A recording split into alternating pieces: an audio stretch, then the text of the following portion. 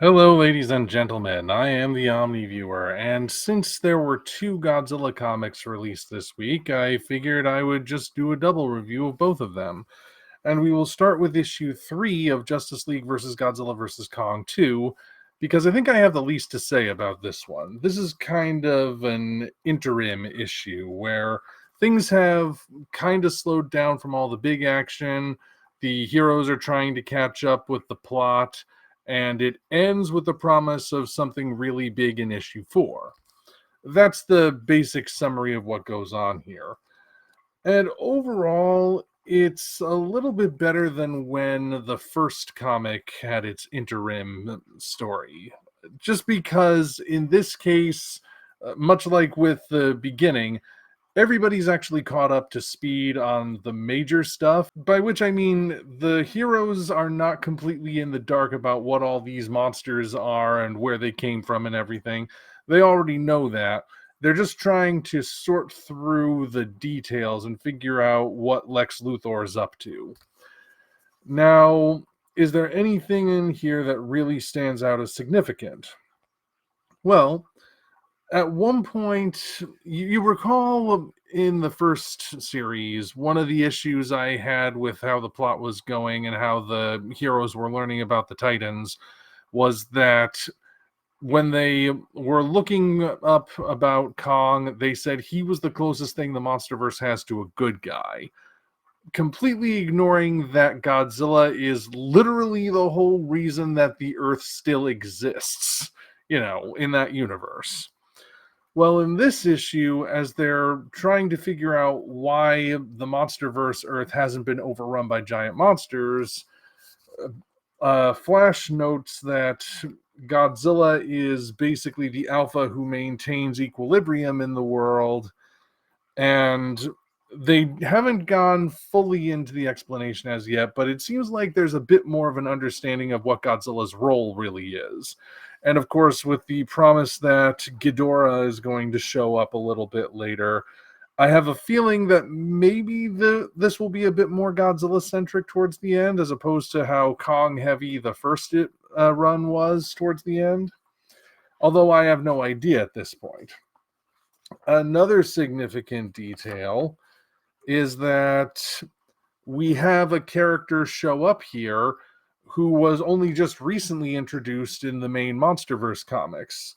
That would be Jai Jorgensen, this character right here. Her official debut was in Monsterverse Declassified during the Tiamat issue. And I wasn't expecting to see her here, but then again, the Monsterverse Declassified collection also gave her own special Monarch file to properly introduce her, since she only really appeared at the end of the Tiamat bit. So they were clearly setting her up to be important somehow, at least in the comics. And this is her first significant appearance outside of that. Granted, she doesn't necessarily do all that much right now because she'd been captured by Task Force X and everything, but I have a feeling she's going to be siding with the heroes for the most part, whereas Shaw here is going to be with the villains. And although I guess that means this version of Shaw isn't the version from Monarch Legacy of Monsters, nor is it the version from Godzilla Awakening. So that makes 3 different versions of one character spread throughout this particular universe. Another significant detail is that the very first thing we see is that Harley Quinn has somehow managed to sneak off from the rest of the characters and has met her Monsterverse counterpart. She even says that apparently the Monsterverse is exactly like the DC universe, except there are monsters instead of superheroes.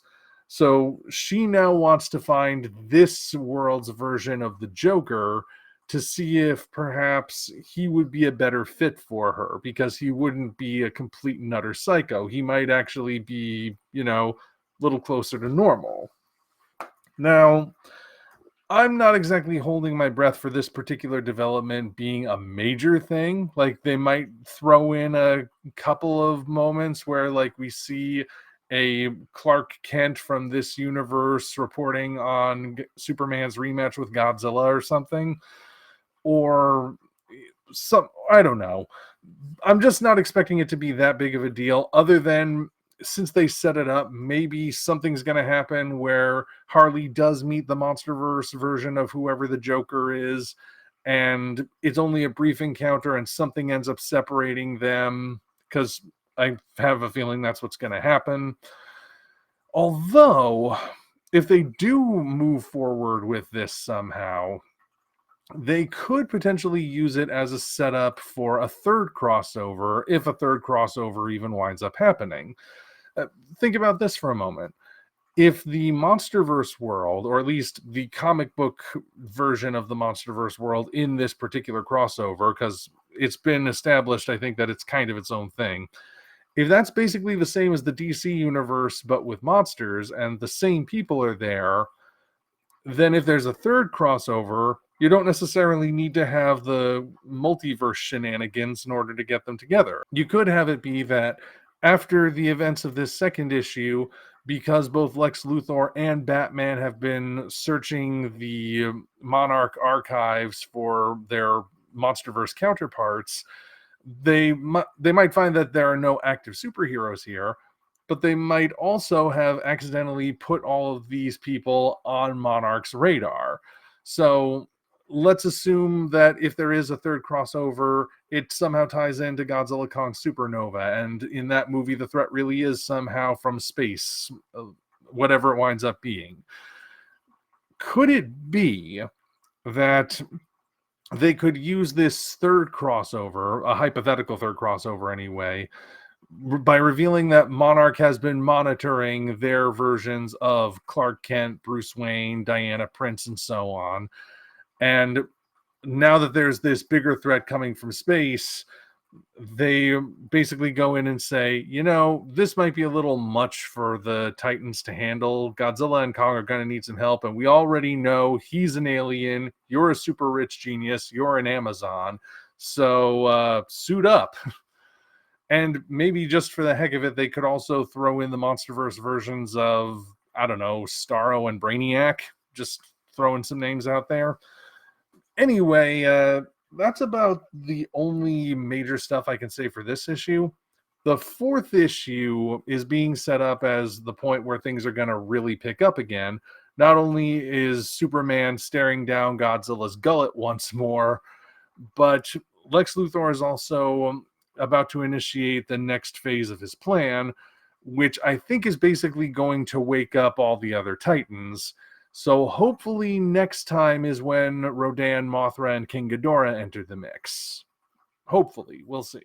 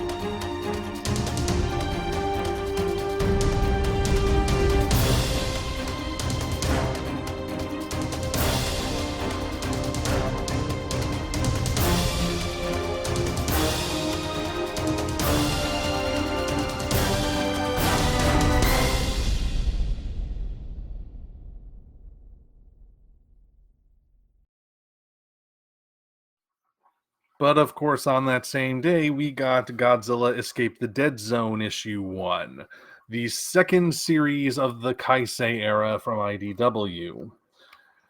And we already addressed a little preview of it in Godzilla the New Heroes, but this is the full book. Turns out the pages we saw in the New Heroes weren't from the beginning of this book. They were actually from, a little bit after the beginning. I don't think it's quite the middle, but it's more in the middle.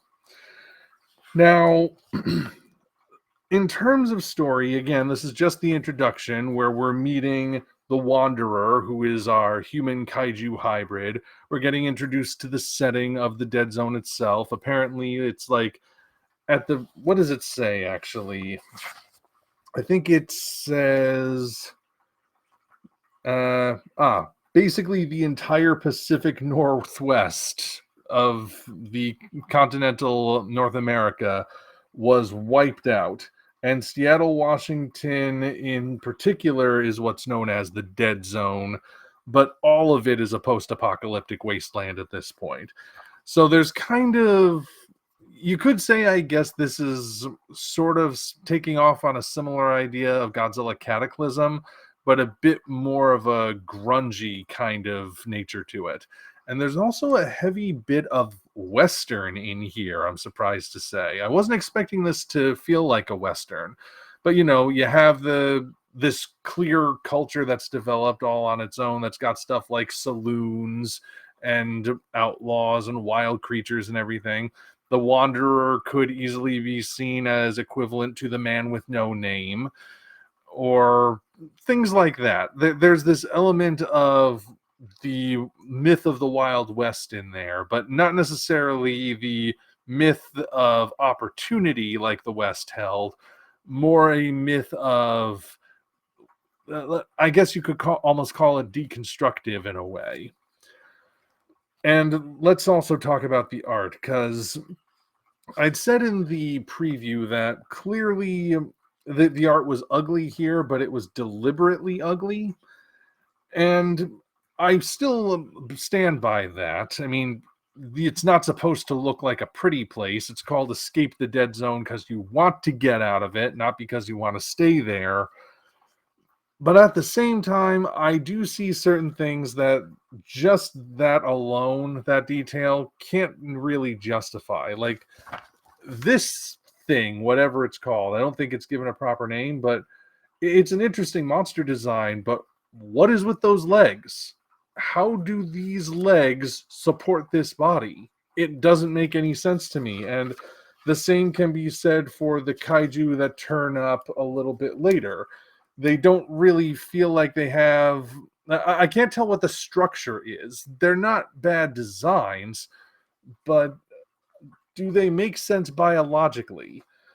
To a certain extent, they are emphasizing the more deformed aspect of mutation. I'll give it that. I just don't know about the biology of it. Now, as compared to the other series, the one that's just called Godzilla, even though it really should be called Godzilla G-Force, this one ends with a far more intriguing cliffhanger.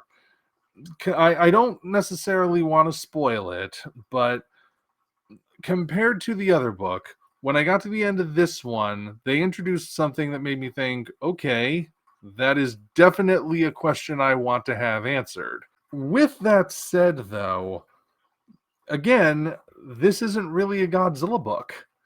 I mean, Godzilla's name is there, and it's implied, I think, that Godzilla is the kaiju who created the Dead Zone in an attack, although we don't really get a clear look at him. We only get to see an eye that might be Godzilla's.